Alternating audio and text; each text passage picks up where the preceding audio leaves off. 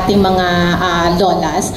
Ang Malaya lolas, when the case was filed before the United Nations CEDAW, 24 sila. No? Pero ngayon, nung lumabas yung CEDAW resolution, 20 sila. Pero last month, namatayan ulit tayo ng isang miyembro ng Malaya lolas, kaya 19 na lang. Ang Lila Filipina has 9 ba? 9 lolas, no? Kaya practically we have 90 plus 9, di ba? Meron tayong 38 na lolas. Second sa buong mundo na merong pinakamaraming survivors, no?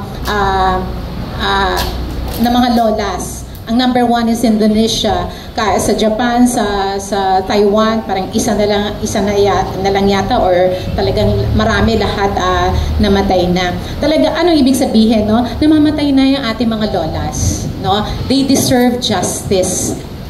Some of the victims were as young as 12 years old. That's why many of the survivors are those who were 12 and 13, no, when this happened. 80 years, I should mention that this is November, no?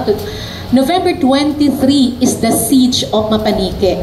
November 23 is the day when 1943, when the Mapanike was attacked by the Japan.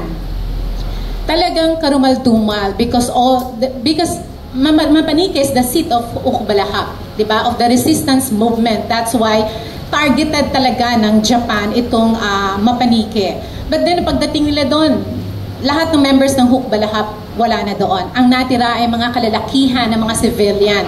All these men were killed. Yung isa, pinutulan ng are, isinubo sa bibig mismo ng lalaki. Yung isa, binalatan ng buhay. And all of them, anong ginawa?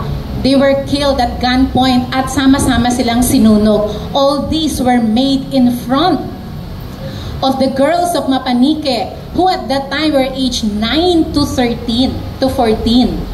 I mean, and that is, diba, that is violence. Pero hindi na sapatan doon because these girls ay dinala, no, sa bahay na pula at doon marami sa kanila ay pinagsamantalahan.